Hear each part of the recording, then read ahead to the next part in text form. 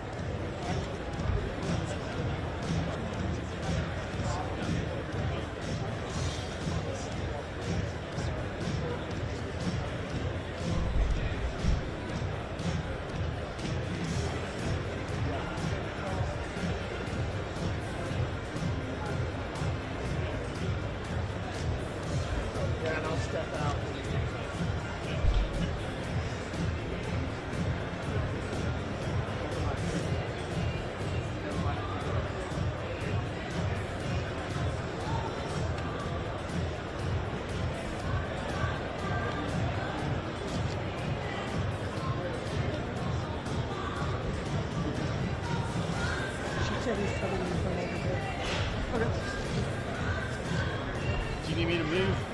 No, you're good.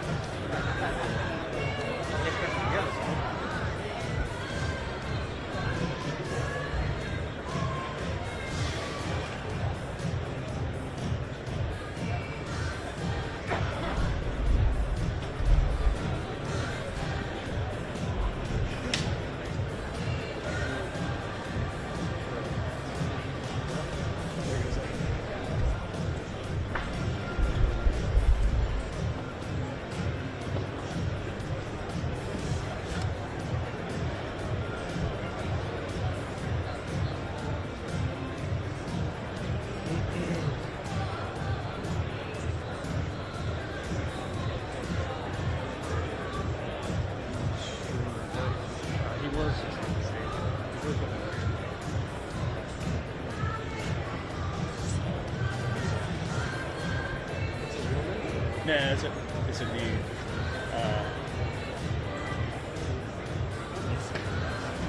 Prison.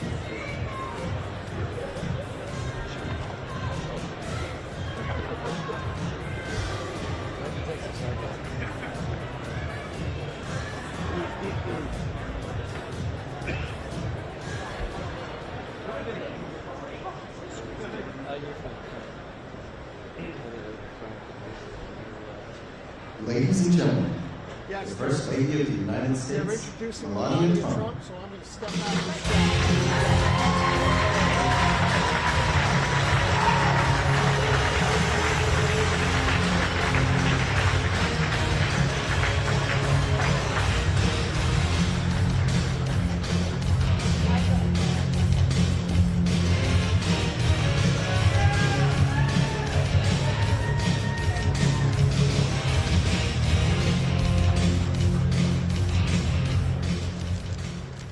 Good afternoon, and thank you for your warm welcome. The President and I are grateful to be with you, to honor the passion you share through unmatched bravery, resilience, and service to our great nation. Thank you for defending our freedom.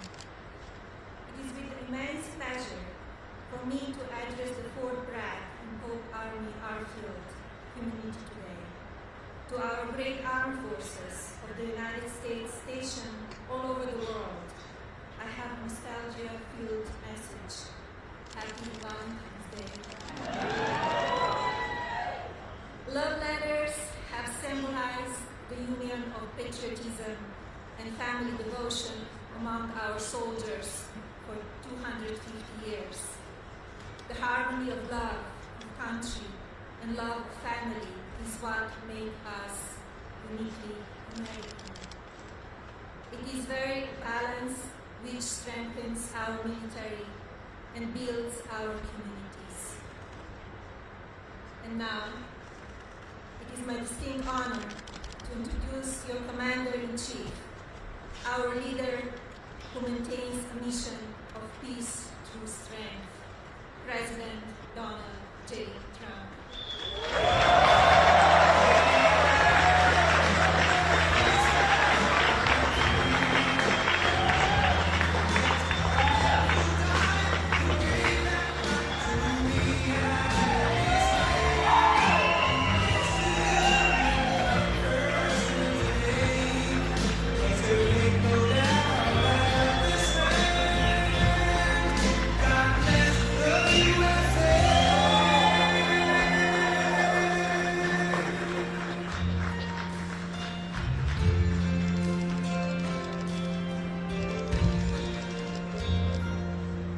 From the lakes of Minnesota to the hills of Tennessee.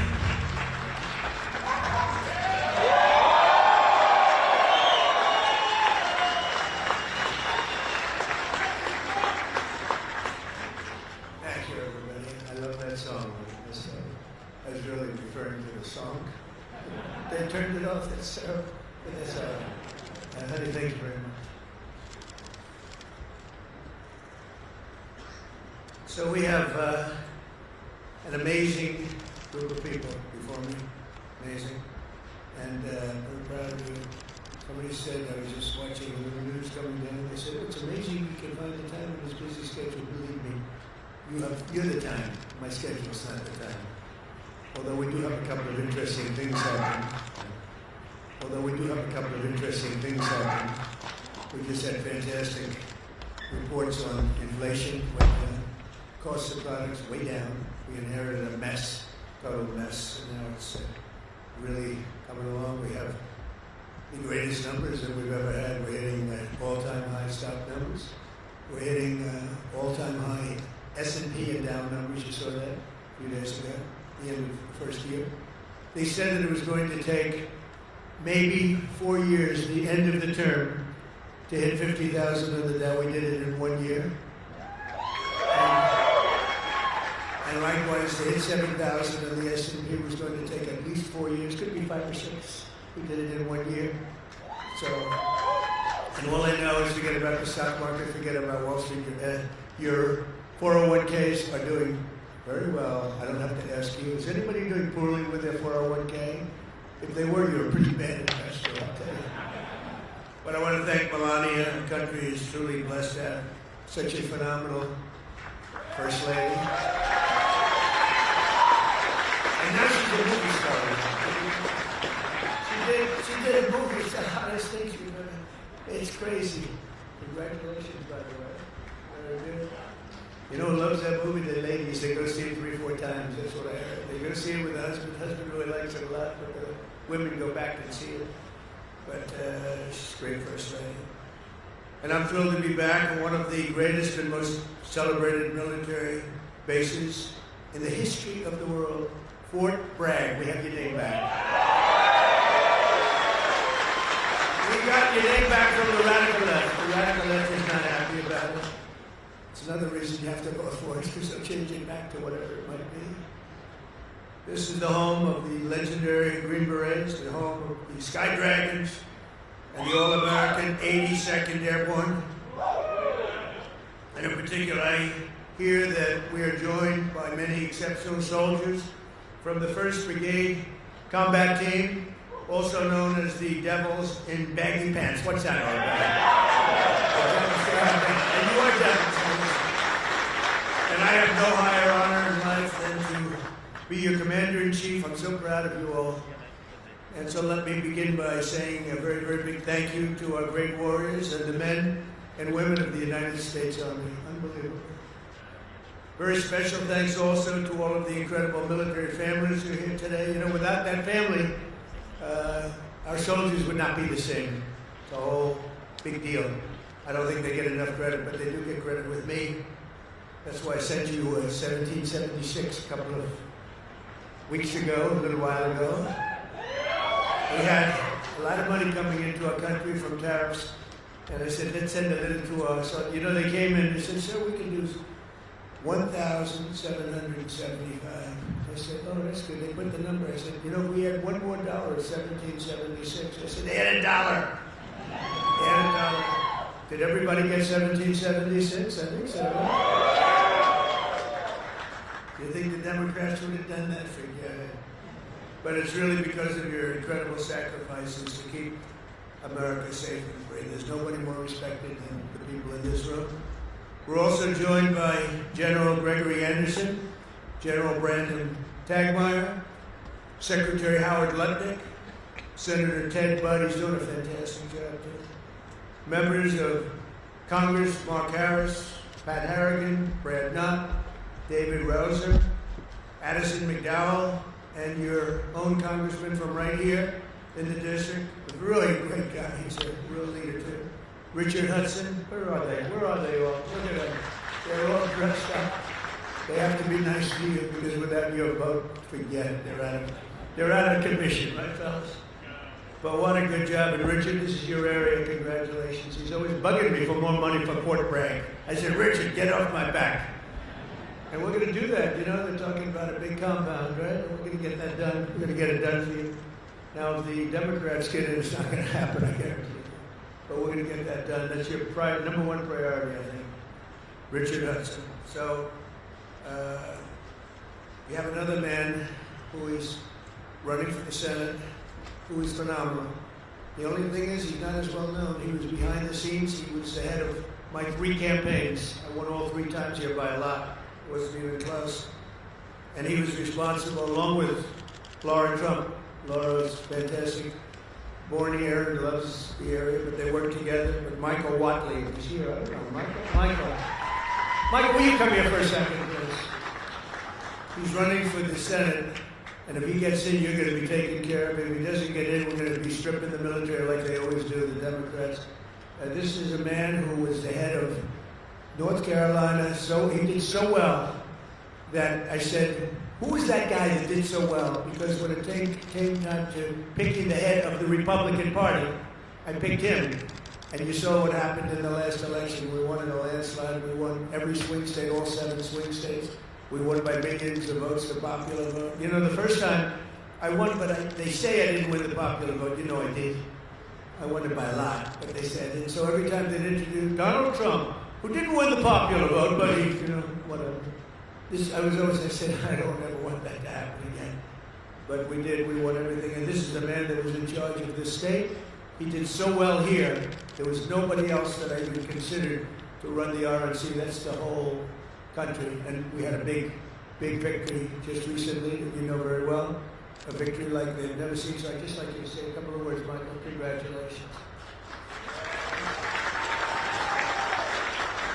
In 2015, Donald Trump came down an escalator and said that he was going to make America great, that he was going to protect our country, that he was going to make sure that our men and women in uniform had what they needed to protect our interests and our allies around the world. And North Carolina stood up and said, that's our guy.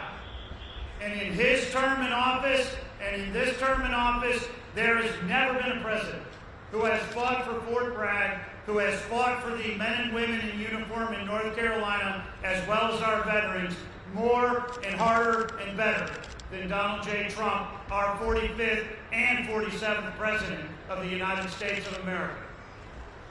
I am thrilled that he has asked me to run for Senate in North Carolina and is giving me an opportunity to represent you and to fight for you and every other base that we have in this great state, to protect our interests, to make sure that America and our allies are going to be protected. Because the highest, most important function for any government is to keep its communities and its citizens safe, and we have the best president right now to do that, and I am honored to be with him today. Thank you.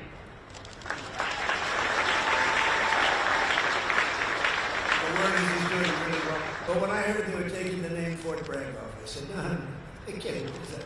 They did. They took the name off. We got it back very quickly. But they took it off. And if we don't win the midterms, they'll take it off again. They'll take it off again. You can't let that happen.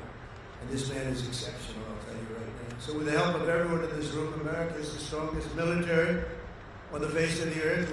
We rebuilt it. We really did. We rebuilt it in my first term. We had a great first term. We had the best economy in history, but this is blowing it away.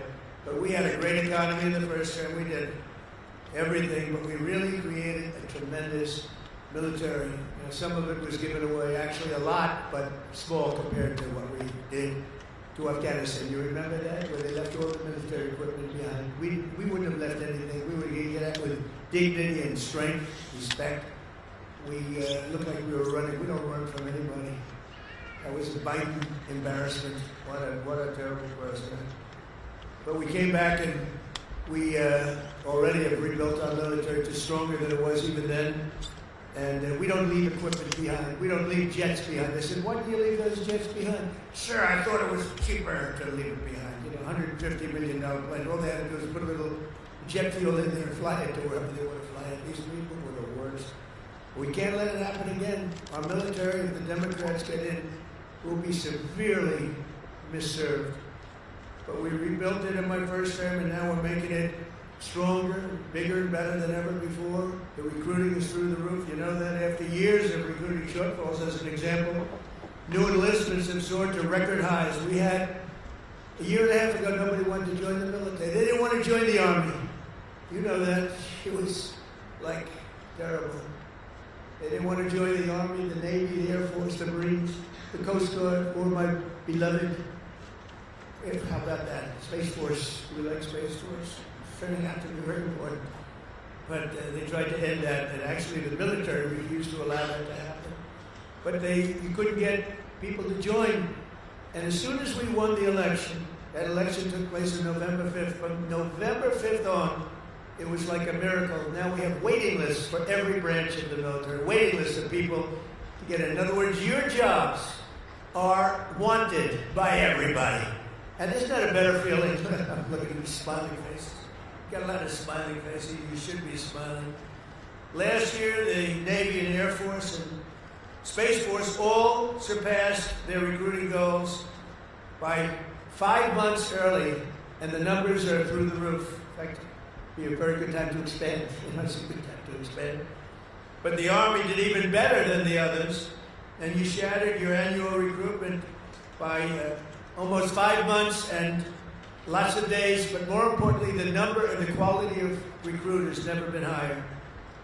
This year, the Army is beating its recruitment goal by 116%, and I'm very proud of that. I was very embarrassed for a period of years as I watched how badly this country was run, standing outside and hearing constantly that we couldn't get people to join our great forces. We ended the scourge of political correctness in our military. We renamed the Department of Defense to the Department of War. Think of it, we won World War I. We won everything. World War II.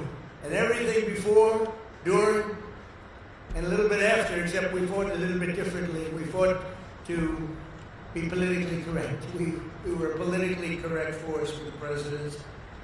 But now we have a real force, and you see that with what we did in Iran with the B-2 bombers. A lot of you were involved in that. And what we did recently in Venezuela, nobody ever saw anything like that happen. A Venezuelan general who was on the site, but he moved out fast enough that he lived, because most of them didn't, but he was on the site. He said, we were totally prepared. We saw the planes coming, we saw everything coming. You know, they're a good, strong force. And he said, we got hit like nobody's, they were hit from 17 different directions. He said, there's never been anything like that. It was over in like literally a minute. Everybody was running for the hills. And that's what we have. We have the strongest military in the world by far. We have the best equipment. We have the greatest people, soldiers.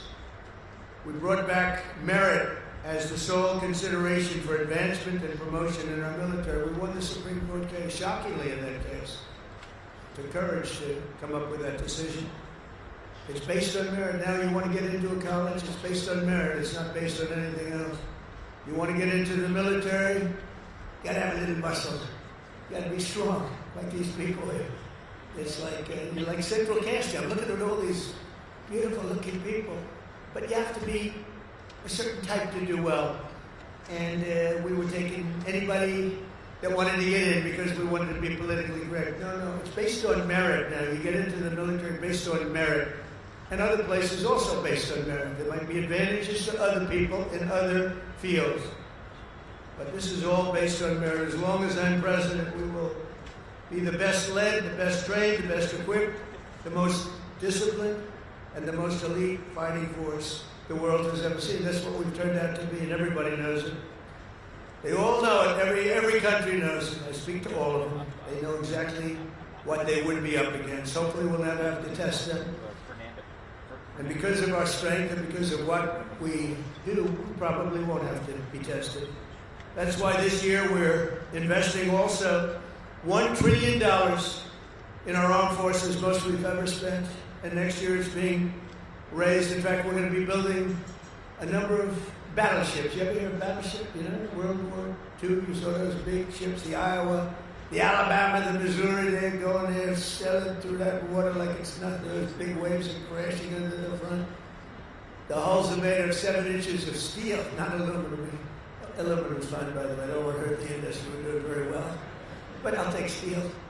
And it's going through those waves like it's a hot knife through butter, right? And it was incredible. It was a great thing. It was a great act of beauty when you looked at that, the scenes, Victory at Sea. I don't know, has anyone ever seen Victory at Sea? Probably the ones that have would have joined the armed forces when you have Victory at Sea.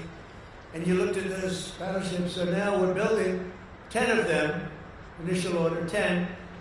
And I said, what about reinstating the old ships? We have some of them in dry dock, some of them are museums right now, like the Iowas and Rancho Palos Verdes in California. You have a couple of them, and they're still very powerful looking to me. So I said, what about bringing them back? They said, sir, it'd be no good. Why do you say that? The new battleship that we have, which I've seen and helped design, put a little more spirit in the hull, a little more, give me a little bit more hull. I want that ship to look gorgeous. You know? Forget about stealth. They say, what's stealth? They design ugly equipment for stealth. Well, we're designing great looking equipment, also stealth.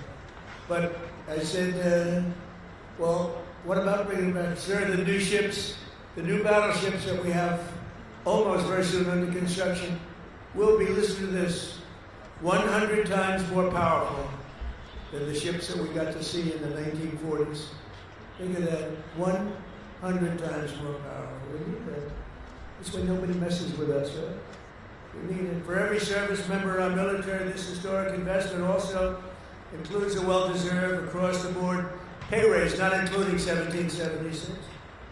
And at my request just before Christmas, we did the, and really in honor of the 250th anniversary, we did that little special payment, which everybody appreciated, and it was an honor for me to do it. As part of the one big beautiful bill that we got approved, which was amazing because it really encompasses all 4 years of the term, we'll also be investing over $1 billion to improve on-base housing, and a lot more than that at Fort Bragg. We're going to be doing, if we get the congressman's wish, we're going to be doing a lot more than that. We're also going to spend billions of dollars on improving here and around the area and make it great because the people in this area have been so incredible. The spirit they had when they changed the name of this base, the spirit, not even military people, they were so proud of that name Bragg. They said we have to bring it back and keep the area safe. It's a great area. In fact, I'm thinking about moving here someday. Maybe I'll move here with our great movie star. I'll move here with our first lady. We'll move to Fort Bragg. Would you like that, darling? She loves me. It's a possibility. Actually, it's not a bad idea. Because we love it. But we want to keep this area safe, and we can't do that without the leaders. And your ex-governor is not one of them. It would be a disaster if he got in. One of the things that I just mentioned and saw, you saw the monster that killed an innocent young Ukrainian girl a couple of months ago, slitting her throat from behind. And this was the man, the governor, that allowed this man to get out and to do that. We don't do that. We don't do that. Everybody knew he was trouble. Many, many crimes, and one of the worst pasts I've ever seen. And she sat down, she had her throat slit. And that's not going to happen with Michael Watley, that I can tell you. So I just want to tell you it's very important because our military has to be protected. Our people have to be protected. And they will decimate our military. Every time you come in as a Republican, a lot of Republicans, they come in, they don't do anything about it. They do beyond what anyone's ever done, not even close. To give you all of the equipment you need, we're also purchasing 30 new and modified Abrams tanks. Still the best tank, right? Still. It was named in honor of Stacey Abrams. Only a few very political people would understand. Congratulations. Thank you very much for a great name, Stacey.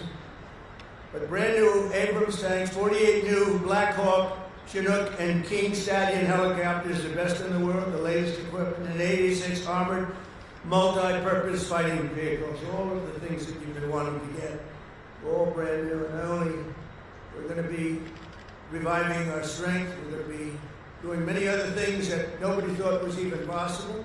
We're actually using that strength to defend the core and vital interests of the United States, and very simply put, America first. You know, it's all about America first. We were putting America last. These people that were running our country were putting us last. We're now America first. And we'll help other countries. We have a very good relationship with NATO, but NATO took advantage of us for many years. We were paying for almost 100% of NATO. Now they're paying their own bills. I got them to pay We took them from not paying 2% GDP to paying in full 5% GDP. Big difference, like day and night. With the help of our military, we stopped the invasion on our southern border for 9 straight months. 0 illegal aliens have been admitted into the United States, and that's done by the radical left. Those charts are made up by the radical left, so I can't imagine that they could be wrong, because it seems unbelievable. We could have had 0. My friends, these are early supporters. I have so many supporters up here. How the hell did you get into the military base? It's amazing. I'm a little worried about that. Let's check security. But no, I have so many. You know, I have women from North Carolina, it's about 50 or 60 of them, and they followed me all over the place. Where are they? They got to be here. Oh, yes, there they are. They're great. Oh, there they are. There are sometimes 50. And I don't know what the hell's going on with their husband, because they're, traveling to California. They're all over the place. But they've got almost 200 rallies, and it's so great. It's so great. We have Susie Wiles here also, who's the first female chief of staff, and she's done a fantastic job, and she's standing right next to those great patriots from North Carolina. No, they would go all over. It didn't matter where I was. Sometimes I'd see them, like, I made a speech in London. They ended up being, they must be pretty wealthy, that's all I know, because they do a lot of travel. But thank you very much for being here, and for your support for years, because they were there right at the beginning. 2015, even 2015, before we started. Some of them were there before I even announced. They said, he'll be a good president. We need a good president. But they're amazing patriots. Thank you very much. Appreciate it.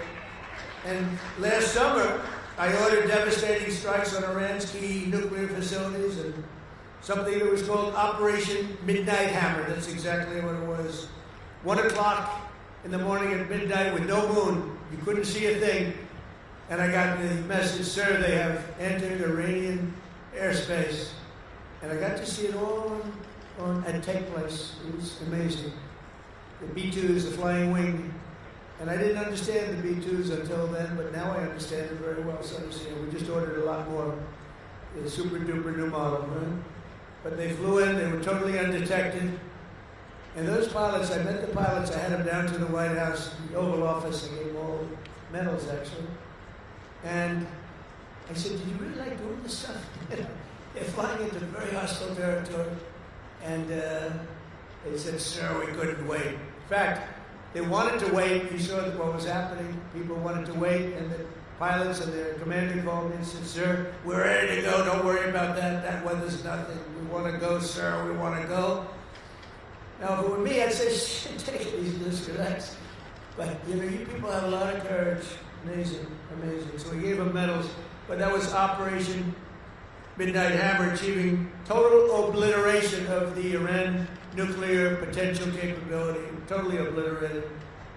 And think every single one of those 100,000-pound bombs hit its target, which happens to be an air shaft that goes directly into the facility. I don't think they'll be building airshafts anymore. That's not a good concept. They want to get into the air. They want to get into the fresh air. It didn't work out too well. No other country on earth could have done what we did. No other country has the weapons. No other country has the skill. No other country has the guts. And no other country has the extraordinary warriors that we have. We have the best warriors in the world. Because you can have the greatest equipment, but if you don't have the warriors, the equipment doesn't mean much.